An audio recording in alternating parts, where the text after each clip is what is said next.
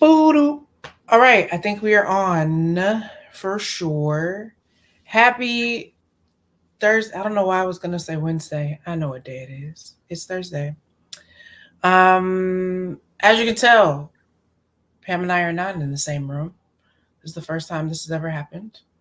Uh, she is still in Texas, so this is what you're gonna get for a while. Well, I hope Oh my everybody can God. see us and hear us just fine. I forgot my mug too, baby.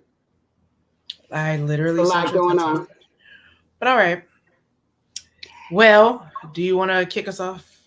I will actually kick us off. So, listen, if you don't know, you should know there's been a lot going on in our life. And I don't know if we've shared with everybody what's actually going on, but we came to Texas because my sister had to go into a nursing home. My sister's 87. And it is very interesting as I am walking through the nursing home on a regular basis to see the people that have people in their life that are coming to see them on a regular basis, and the people who, in the last 2.5 weeks, I've never seen anybody come to talk to them. And it's a very interesting phenomenon. So, studies have shown that, cooperation and social support and having people around you really improve your physical and your mental health. And these kind of cooperative interactions, support, people you collaborate with, all of that has been linked to reduced stress levels and improving your overall mental well being. So, having good, strong social relationships really increase how long you live. And I don't know if that's something that we think about a lot, but if that caught your attention, you want to know more about how you can use cooperation to live longer, then stick around. This episode is for you. Hi, I'm Pam Williams, a mother. And I'm Jessica E. Williams, a daughter. And this is a mother and a daughter truthful chat, where we discuss our 35-year multi-layered relationship. We've been through so many ups and downs. Not only are we family, but we're business partners in the high-stress world of event planning and production for short films. We've also shared the same therapist for over 10 years. What some people call codependence, we call collaboration.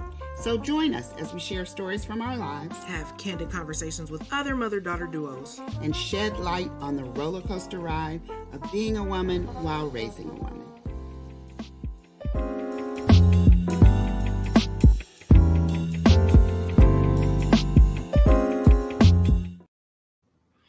All right, people.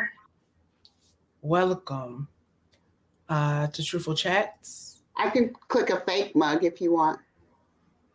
You can. Truthful Chats. Welcome. Clink, Clink. clink. I think I do need you to go get your headphones though, because I feel like I can hear myself way too much echoing around in here. So Oh, you you can want do me it to while go I get get the my... intro. Okay. Yeah, because I'll I be right I can back. hear all the echoing and all of that. It just would sound better. Okay. Do you want me to stop my camera? No, we're on live. Okay. Just mute. You can turn your camera. I mean, if you want to, but I was gonna say mute for sure. Okay. Hold on. Oh yeah, just turn everything off. Mute and cam off. All right, people. So these are modern technologies. Okay, you got to make it work. We're a little late getting on today, but we're trying to figure some things out. So anyway, welcome to Truthful Chats. Clink clink double take. If you are a regular, we love you, we support you, we see you, we appreciate you coming back time after time, as the psalmist once said. And if you're new here, welcome. So, Truthful Chats is the name of the podcast, but the brand and what we're all about around here is create generational wellness, as you can see at the top of the screen here. And that is our YouTube channel, our brand that we're slowly building. And if you don't know what that term create generational wellness means, it's somewhere below a description wherever you're watching said video. So at Create Generational Wellness, we usually have a theme. of the month. And then our Truthful Chats podcast, which is what you're watching and or listening to in the audioverse, um, is where we actually unpack that theme that we have at Create Generational Wellness for the month. So it's like a little situation. The things go together. The theme and the podcast coincide. And we're working on getting extracurricular activities, supplemental uh I don't know, supplemental We love activities. things, supplemental things. Anyway, things to be able to make these topics come more alive for you. Anyway, so it is January 2024 still, even though it's been sort of a wild roller coaster of a month. Very sobering. And the theme of the month is Cultivate, and today's episode is Cultivate Cooperation. So let's jump in.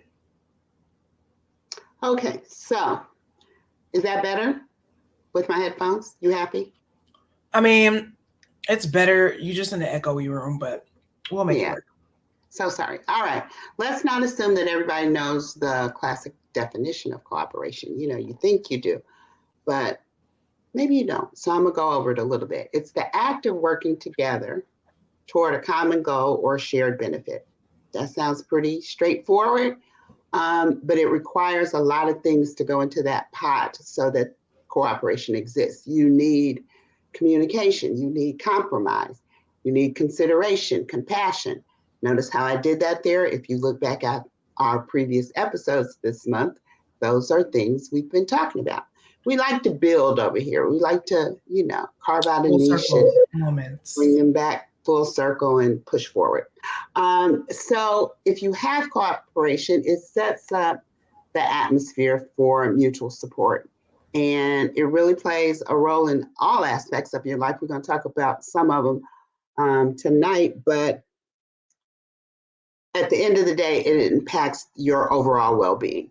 Everybody got that one person in mind that you know that whenever they come around, everybody kind of groans and like, oh my God, here comes so-and-so.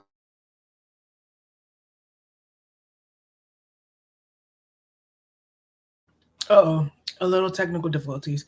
She'll be back. The internet is a little weird where she is because it is in the woods of Texas, the literal woods of Texas. So hopefully she'll come back. Pammy, can you hear us? Can you see us? You are frozen. Technology, people. Hello. Anyway, what she was saying is, because I don't know what's happening, that we all, know those people who maybe had a little trouble in school, connecting with their friends or making friends in a kindergarten or elementary school or middle school or high school setting. Honestly, it really depends. They weren't always the kids that played well with other people or did well with other people. And I think as you go throughout life, right, it becomes a thing when you have the inability to cooperate with others. I think we all, like when I said the lack of ability to cooperate with others, y'all probably thought of about 2 to 3 people, like they just scrolled up in your head. So yeah, it can cause a little friction and a little situation as time rolls on. Let me see. I think Pam's back. There we go. Yeah, you were super. All right. Frozen. Okay. Hope that doesn't happen again. Please, Lord. Where'd you leave off? What'd you talk about while I was gone? I just was talking about the people at school in all walks of education that had a hard time getting along with people. And the fact that, as you get older in life, this inability to connect with people leads to uncomfortable situations, scenarios, circumstances. And I was saying, as I was saying that, probably a mental Rolodex of things. What's happening for the people of like, oh yeah, I know those people. Maybe you are that person. No shade to you, but just establishing that like cooperation is a skill set and a building block that should be learned early, but sometimes people miss the Yeah, if you message. got that, they do not play well with others on your kindergarten report card, and you still living that kind of life. That is kind of what we're talking about here. You should have learned. We all should have learned along the way that cooperation is essential to getting through life, navigating life. And if you have a lot of problems navigating through life, one of the reasons could be is because cooperation is not a skill that you have quite mastered yet. And if you've been in a relationship, you know we emphasize the art of active listening. Can you hear me? You froze and you paused for a minute, You're but you're frozen. back. I'm frozen now. I can see and hear you. I'm frozen. There's no internet situation happening.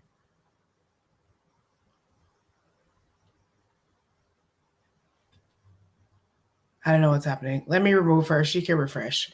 We'll figure it out. This is our first day doing this, people. The technology is gonna technological. Uh, I mean, we master the tech. We don't let the tech master you, right? Um, Ideally. So yeah, cooperation is something that's super essential in terms of getting along with people in life for all manner of things. Okay, this is not just for family's sake. There's for work's sake. There are any type of relationship you build in, romantic, friend, other, raising kids, etc., etc., etc. Are you back? Hello. I don't know what's happening there. Um, Technology. So anyway, communication really does play. I mean, cooperation plays an essential part in making sure that you can, you know, get along with the folks that are around you. And it requires active listening, clear communication of thoughts. We talk a lot about nonverbal cues, which are sort of a lost art in terms of mastering them and using them to the best of your ability. That's actually where a lot of us get in trouble. I try to be pretty good at it. I think Pam's a lot worse at it than me in terms of nonverbals. But yeah, it's just crucial in fostering your collaboration and understanding between humans, which is really all communication is. I feel like we talked about that last week, where, clear communication, ability to collaborate, and cooperation, because sometimes you got to compromise in some things. You're not always going to be able to do what you want to do when you want to do it. I don't know. That was weird. She was there and then she left. Um, so if we take a look at this in terms of like a family, um, a relationship or a concept, right? Listen, families, because families, people are blood related and families are families. I don't know. We all just think like we got built in. Everybody knows what to do, right? Like we all just know what this person needs, what that person needs, just because we share blood. Let me see. Are you back? Okay. I'm trying to be back. I was going to Mhm. come in on my phone and see if that helped. I saw you in there for a minute and then it dropped out. But Let me see. well, anyway, let me keep going. So, when you're with blood family, we'll see if she comes back. We all just think you know each other. There's mind reading that happens in intimate relationships and spaces. That's your sister, that's your man, that's your mom. They should just know. But we always talk about how communication is super key. So sometimes people think that they are being clear about their communication style, but also what they expect. I think a lot of times we take for granted that we don't always know what is expected of us, or people think that we know what their expectations are when maybe they haven't really thought about it, all the way, or it's clear in their mind, but they haven't really told you, right? Or at least not in a way that you can fully understand. You're gonna have to get off Pammy on the computer, or else it's gonna echo and there's gonna be feedback. So, um, yeah, through that lack of communication about expectations and all the things in the middle, right, and responsibilities, that can lead to a lot of misunderstandings. Things can get real resentful, real frustrating, real fast, and affect your ability to cooperate as a family. Let me see if I can bring you in.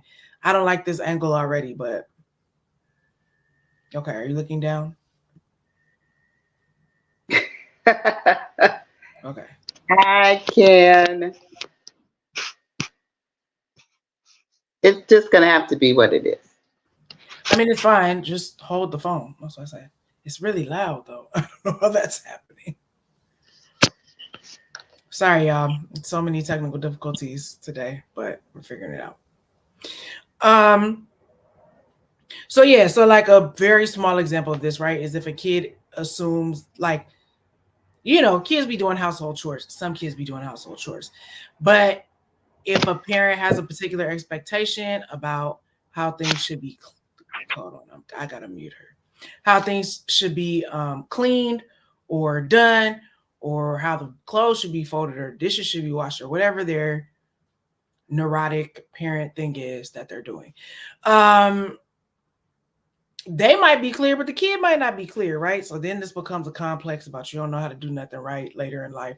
But it's just because maybe your parents were not super clear with you about their expectations, or they just really didn't know how to communicate them, which could also be really frustrating and put a strain on the relationship over time. I don't know, Pammy, do you have any other scenarios for that?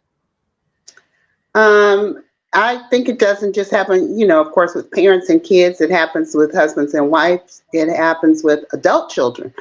You see it a lot. Adult children, siblings, expectation. I'm seeing it here now with, my brothers and sisters, even me being the youngest one, of the 80 something people, and I'm the one that's close to 70. Even at this stage of our life, there are certain expectations and roles that they have for me, having always been the youngest and being able to kind of help herd everybody in and out of the right direction.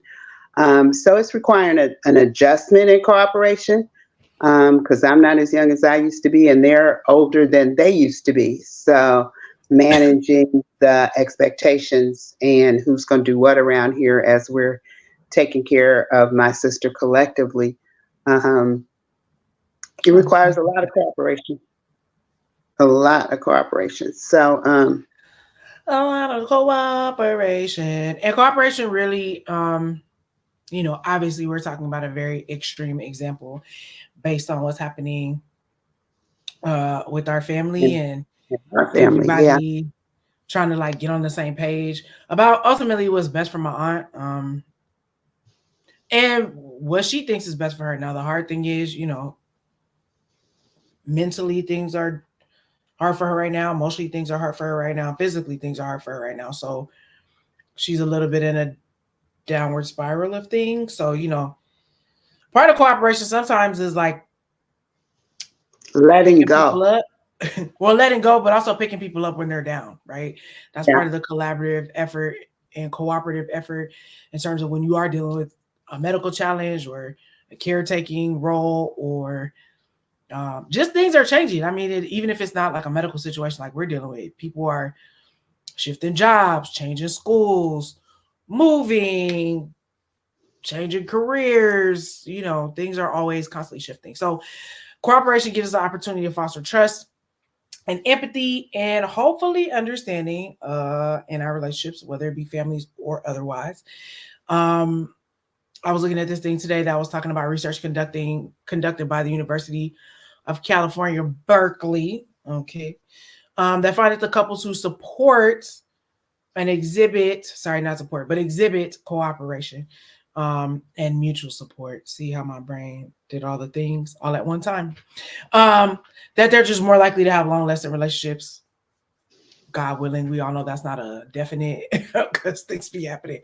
But the more everybody's on the same page, on the same team, um, hopefully the relationships will last longer. They are more satisfying relationships, and they have long term impact for the kids. Right? It's like, we all know somebody who got a divorce, right? At this point, um, and you see the kids who like their parents just decided they didn't want to be together anymore or it wasn't healthy for them, and then they, figured out a way to co-parent. The kids are good. Some other families, they couldn't quite figure that out. People started marrying and dating other people, having other kids. Things got real woo. And then, those kids adjusted accordingly or acted out accordingly. You know what I mean? So having that combined communal cooperative energy, no matter what your family structure looks like, honestly, married, not married, dating, baby mama, baby daddies, whatever your relationship dynamics, pick a puzzle and put it together. But all of that requires some level of cooperation that you guys have together. Also extends to romantic relationships. This is why we started at the top of last year. We'll be coming up on a year on these episodes, but the ones that we did in February that were about love, and a lot of them were about relationship styles, love languages, apology languages. Like, we weren't just saying that for fun. We were using them as tools to be able to give you and said significant other or your friends or whoever is really in your life at this point, to be able to know how to communicate with each other about your style, know yourself, and then know the other person, and then y'all can know each other and make the necessary adjustments, because things be happening. Like, for example, if someone is in a relationship with somebody and they have a very hostile, sarcastic tone, I don't know why you would find that attractive to begin with, but hey, people be doing what they be doing. And if that person, maybe was cool with it at the time, but as a relationship develops, they start getting extra sensitive or whatever, because people connect on what they connect on at the time, right? But also people very much change. So I think we saw that a lot in COVID, right? It was like, people had gotten into a routine. They might not have been spending every waking moment together. And then when they were like, I don't really like this. And things started changing. So, I don't really like you. And I'm out. You know what I mean? And more power to those people. You know what I mean? That's hard. I think you have to recognize, especially when you're dealing with family and kids and marriages and all of that, when it's not working, you got to cut it off, because there could be long-term, more detrimental effects when you're just trying to make it work. I'm not telling what to do. This ain't what I do. I'm not, no one's paying me. I'm not married. I'm out here free balling, but just saying, you know what I mean? That takes a toll on your ability to create generational wellness if y'all relationships ain't well. So yeah, and then if you have current, recurring misunderstandings, constant conflict, there's absolutely no cooperation at all.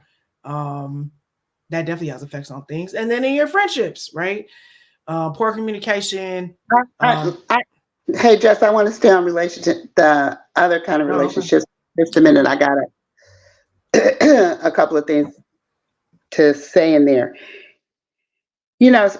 It can be, we use the example, like maybe somebody, their way of things they think are funny are not funny to the other person, but they've been saying them for so long and doing them for so long that, again, because people change, that story might have been funny the first time you told it, maybe even the third time.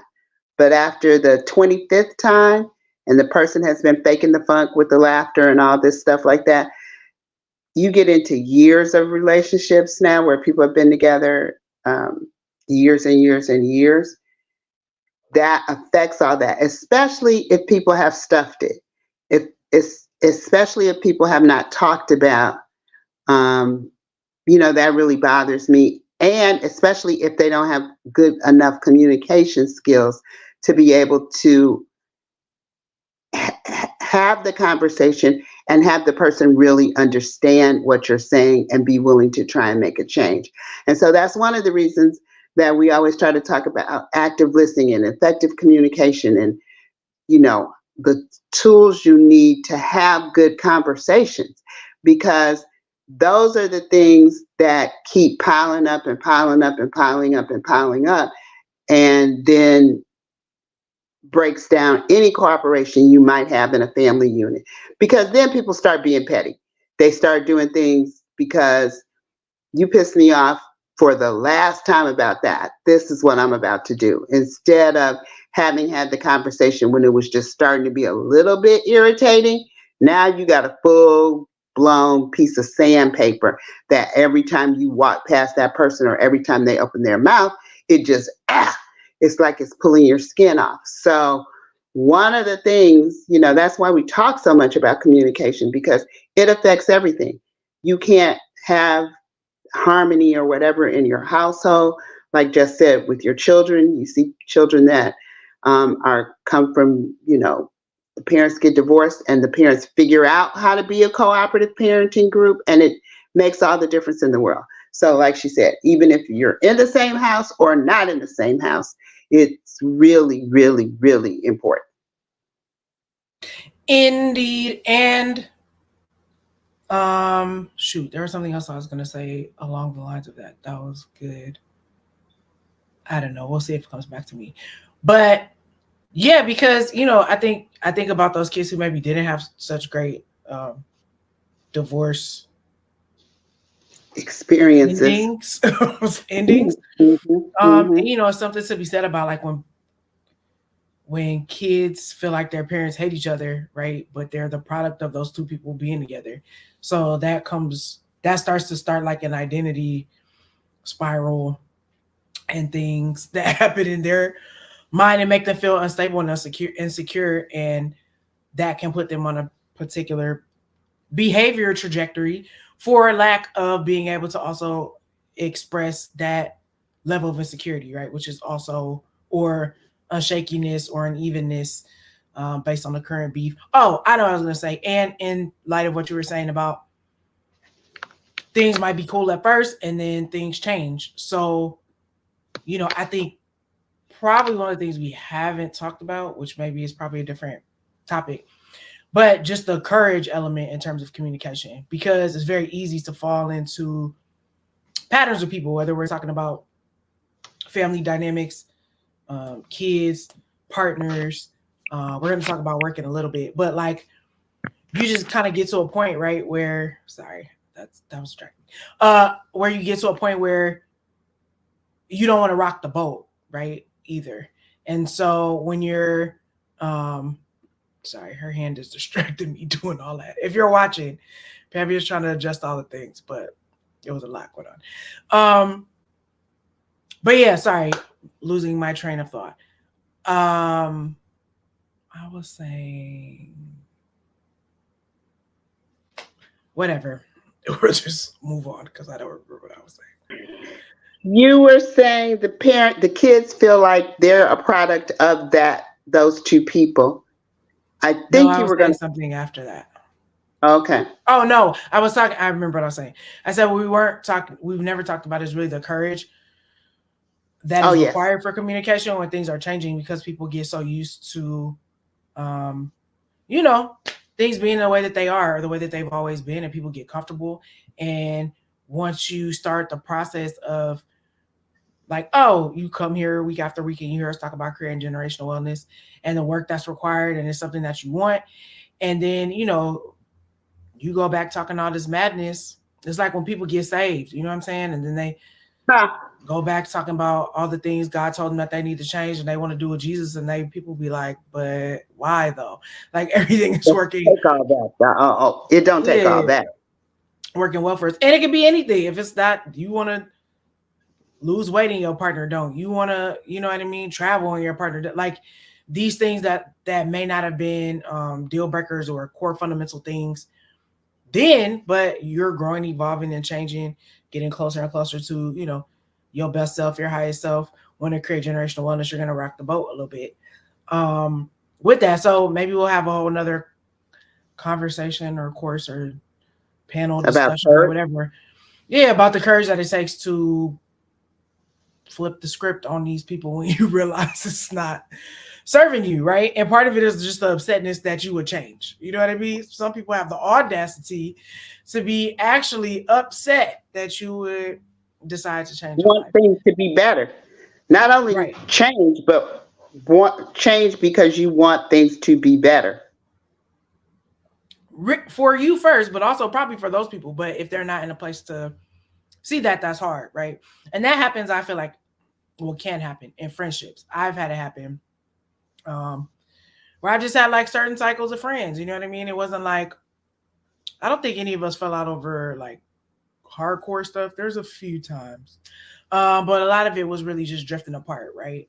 And I think when I was younger, I think a lot of it was communication and courage, right? To be like, things aren't really working, or this was cool when we was, especially as you're trying to find yourself, like as a young person, and like what you're Mhm. actually gonna care about and what your core values are. Like a lot of it is a discovery phase. But once you start making executive decisions about those things, everybody can go. Okay. Everybody can't go in all phases and stages of your life, even as you're making friends as adults.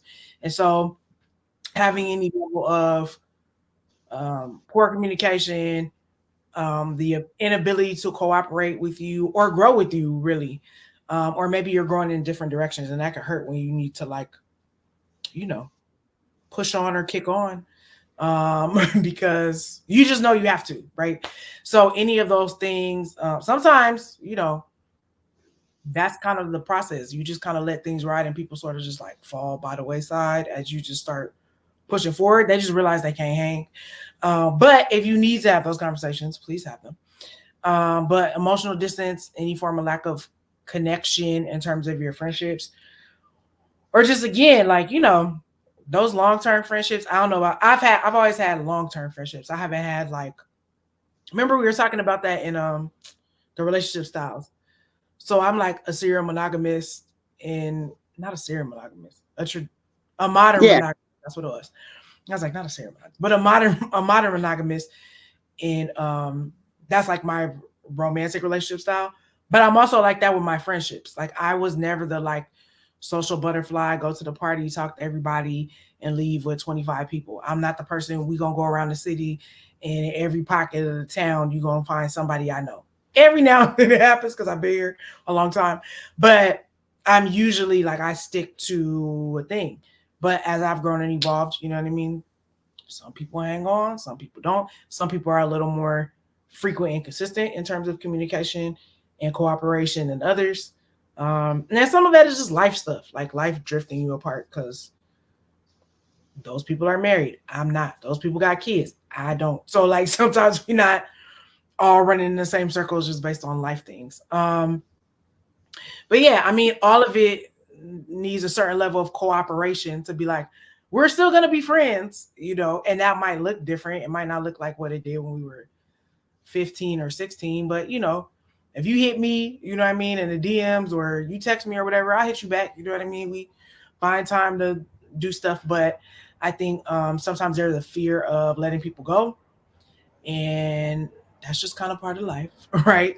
And you got to be, as we say every week, thanks to Cat Williams, um, in touch with your star player. Okay, you got to be in cooperation with yourself about whether it's in your family dynamics, your romantic relationships, friendships, relationships with your kids.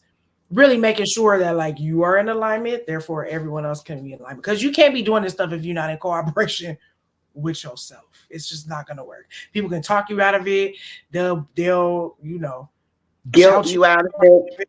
They'll guilt you out of it. They'll figure any kind of way they could try to play you and talk you out of you changing, even though it's the best thing for you. Because ultimately they know they will have to change too.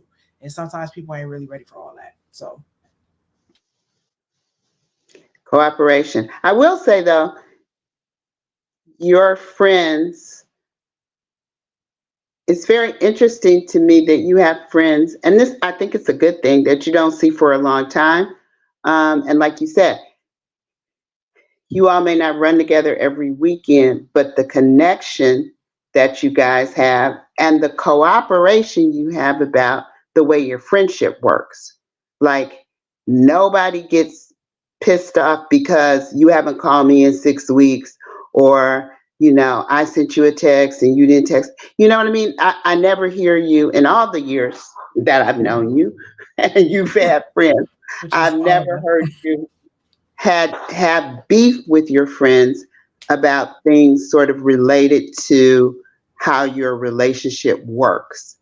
You guys seem to For have sure. figured out, in any group of friends you have, you guys have figured out how to cooperate and collaborate with each other in a way that makes sense for that particular group of people. Yeah, and I think that particular time in our life too. You know what I mean? I think Yeah. everybody has, and maybe I don't know. I've never thought about this before, but maybe it's just the way I carry myself. You know what I mean? Where I also have friends where we do well, especially the ones I've had for a long time. We do better face to face. So like, there are some people like some of my friends now will be on WhatsApp, DMing, voice noting, video calling, like for like days. Other people, I'll catch you when I catch you, or if I'm in the city you're in, then we're definitely gonna link up, right? And it's gonna feel like hopefully no time has passed. We'll catch up. We'll do a little reminiscing. But that I haven't. I really don't think I've had to have like a lot of detailed conversations about that.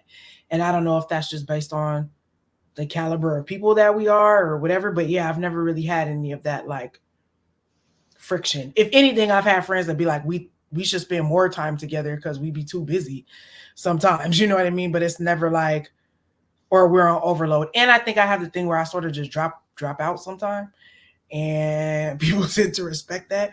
Or if they got a problem, they'll let me know. Then I gotta like adjust accordingly. But I think all my friends kind of have that. Like we'll be like real, just like involved, and then everybody just kind of drop out, and we're like, oh, okay, if you out, we respect your space, but we know you'll come back eventually. So that's been cool. And I like I said, I think don't really that know is what a to.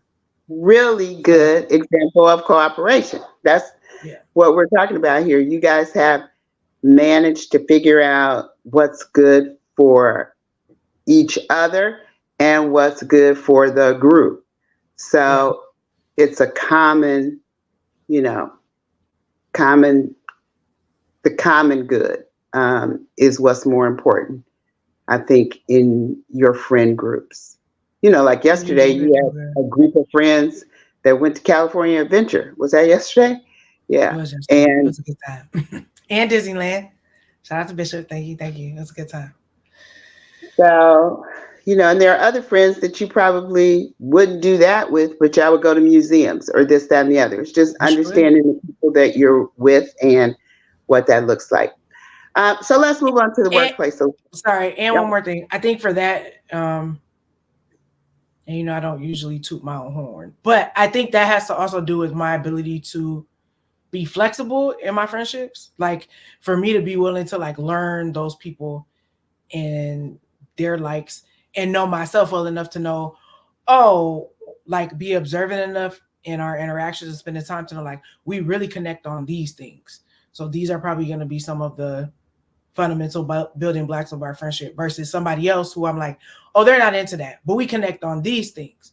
So then I think it's just a matter of, and every now and then, like everybody has a thing. Like when we did R&B convocation for my 35th birthday, everybody that love R&B was like, I'm gonna be there. You know what I mean? So we all connected on that. And it's cool when your friend groups get together and they get along, which I'm glad to say that's happened to me throughout the course of my life, over and over. But yeah, I think some of that is a part of, like we talk about all the time, active listening to myself and to the people that are around me and being flexible and willing to make adjustments. Like rigid friends are hard. Like if you have, and I'm That not talking about was flake, a fun statement. Rigid friends are hard. Get are it? hard. Yeah. It's like I don't mean flaky friends. You know what I'm talking about rigid friends, like friends who are not, they're just not flexible, right? It's like, and I'm not just talking about plans or arrangements, but they don't, everything's got to be their way, or there's no real compromise. There's no real cooperation. You know what I mean? They're sort of like one track minded. um, and it's their way or the highway kind of thing. Like that's not. It's uncomfortable. So thank God I haven't really had. I don't know if I've had any friends like that. I just feel like if I did, they didn't last. That's what I will say. Right. Because I will drop out on you. Like I'll be like, oh no, this is not for me. So take with that what you will. But let's talk about workplace Yeah, let's talk about the workplace a little cooperation. bit. So, of course, you can imagine that the impact of cooperation on the workplace is profound. I mean, people leave jobs, get fired from jobs because they don't get along with they. Company culture is a very important thing, and a study by the Institute for Corporate Productivity, and that's all corporations are about is the productivity. So they discovered that organizations that have a collaborative culture are 5 times more likely to be high performing because the cooperation enhances the teamwork. It helps get the job done. It helps with problem solving. It helps with overall productivity, and it contributes to the work environment so people don't call out sick. Let me tell you something. At the nursing home where my sister is, people call out sick every single day, multiple. And the culture is so bad that the staff will come in and tell you, I'm the only person here. I don't have nobody to help me, this, that, and the other, whatever. It is the cooperation. There's some diehards there that you can see who they are. You can see they have a good rapport and collaboration with each other. But there's some other ones that just, that's not what their life is about. And clearly, being in an environment where you don't feel nurtured, you don't feel supported, you don't feel like your ideas matter, you don't feel any of that, and you feel overworked and you feel underpaid, and all these things um, make you not want to cooperate. And it's really important that if you're trying to advance in your career, you figure out how to cooperate because it's been proven that the people that can, again, play well with others in the sandbox, understand how to talk to other people, understand how to learn from each other, how to acquire new skills based on the people that you're in relationship and collaboration with. That continuous learning and developmental process will contribute to your personal growth overall and your personal success when it comes to work, you know. And for a lot of people, work is their life. Work is the most, if you ask them who they are, they'll tell you what they do because for some people that work identity is really, really important.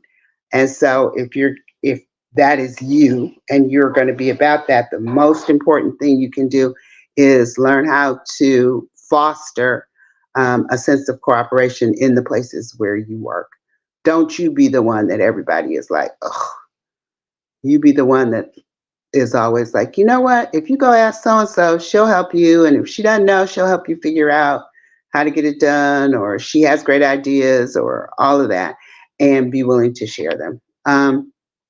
One of the things, I have a really good friend who I haven't talked to in a while and I miss. So that reminds me I need to do something about that. But she works at a university, and part of her job is to help help people transition into college who may be first time college students, um, first generation college students, um, may need special help. They had an IEP in school or whatever.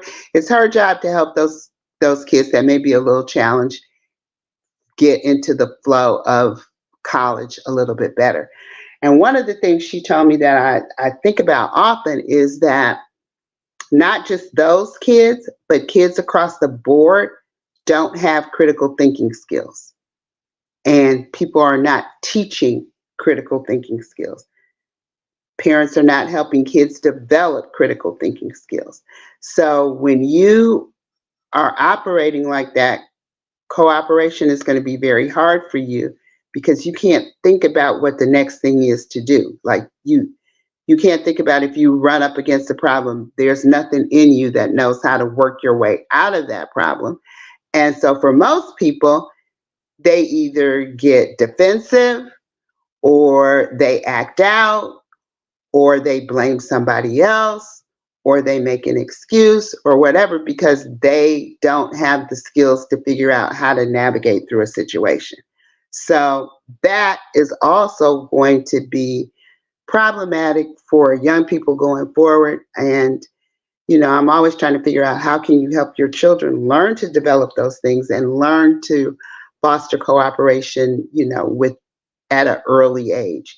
And so, we always talk about active listening. You should know what that is. Like, don't try to answer the conversation before the child gets through with the conversation. Let them say what they need to say, because when you do that, you validate their feelings. You let them know that what you're feeling is important, and I'm going to try to understand it. It may take me a minute, but because it is important to me and you are important to me, I'm going to try to understand what you're saying.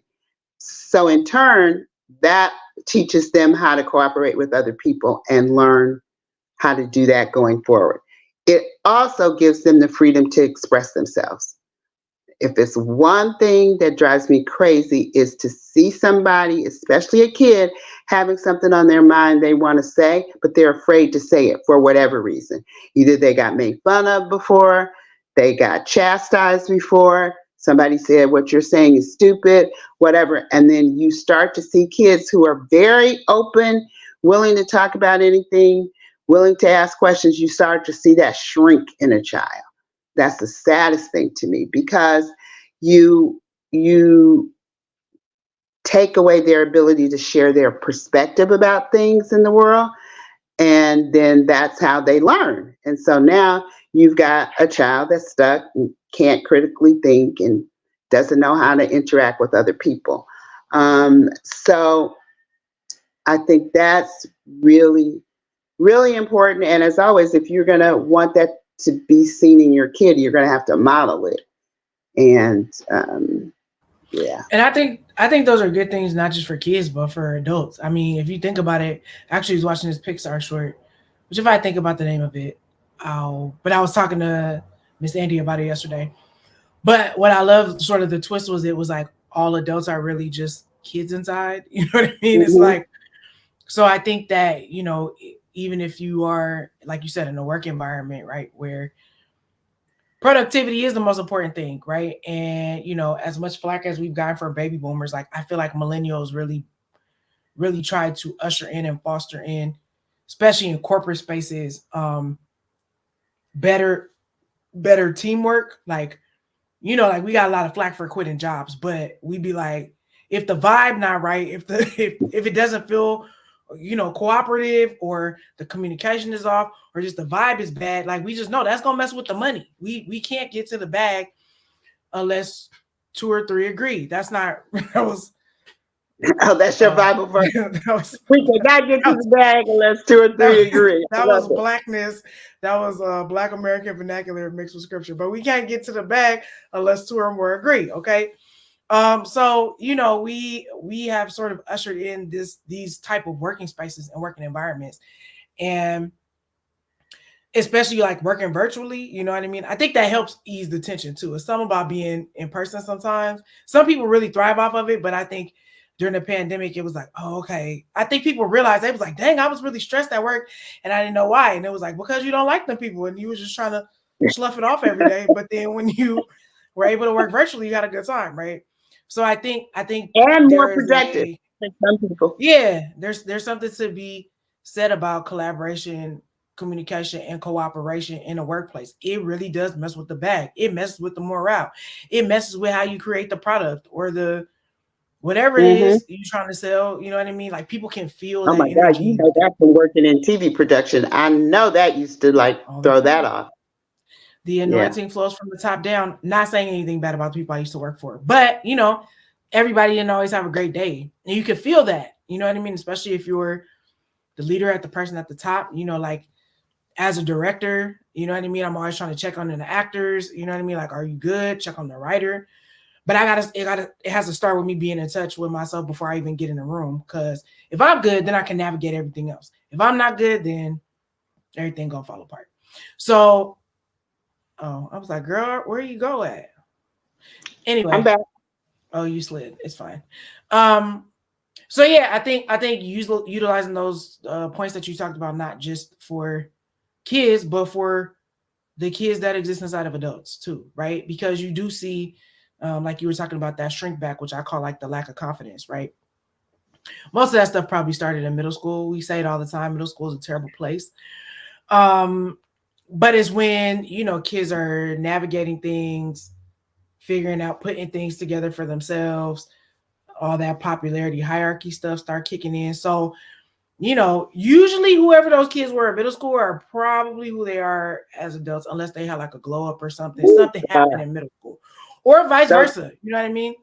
Maybe you was not popping in middle school, but then you got to high school and you was the man. And then in college, you know what I mean? It really just depends on how your life or trajectory goes.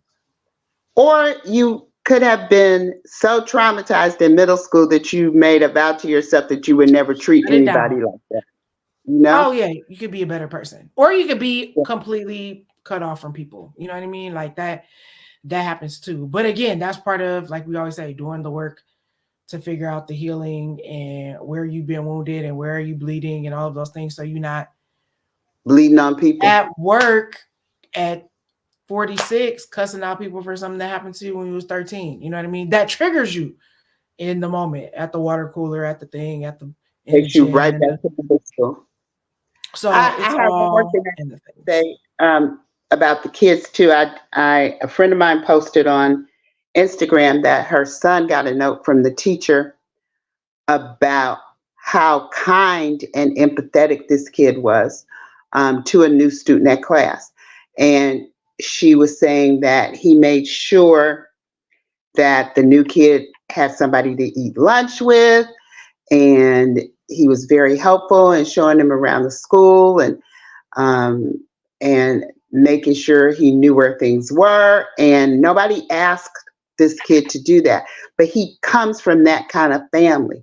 He comes from a family where cooperation, collaboration, taking care of each other, loving people, being kind to people, loving God, being kind to people is and it comes out in a way like that, that his teacher was so impressed with how empathetic and caring he was being to this other kid that she had to write a note home to his mom to say how remarkable that was. Now that should not be remarkable, but in this day and age that we live in, it is remarkable. So shout out to my friend the Melvins and Yeah, I was like, was the that way Jackson? their Shout out to children, yeah, the way they raise their children uh, and to validate their feelings. They listen in that household. They allow open expression, and it results in raising some phenomenal kids. and I think that's like a prime example of generational wellness, right? It's like, as their parents have healed or do what done whatever, or work through their, now there are certain things that they've instilled in the kids, right? And they're taking that outside of their own experience, outside of their own house, and they're giving it to other people, right? Because yes, that should not be extraordinary, but it is, because people are trash and people are not cultivating those things, right? That's why this whole podcast exists, to be talking about how do we have these honest conversations about what's not right, what's not working well, and can we be part of the solution rather than part of the problem, instead of complaining about it all the time, right? So I think that that's a prime example. But again, it had to be shown, it had to be modeled, people had to do their own work, right? And then you just kind of get the overflow. That's like the easy part, when the overflow comes in and then they just take it on out of the house. But yeah, I think that's part of also creating generational wellness, in terms of having the communicative skills and the empathy to be able to put himself in that other student's shoes about what it means to be in a new school, right? I think we don't think about that, like when you've had coworkers before, right? You should remember what it feels like to be the new person at a job, right?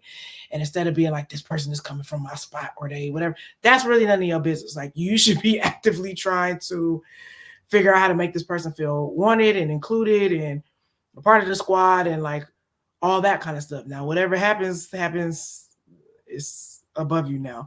But that should be the goal, right? Is to not always be on red alert about like everybody's a threat and everybody, is gunning for me and all of those kind of things. And also being like a communicative channel for people who may still have those scars, those wounds still be shut down.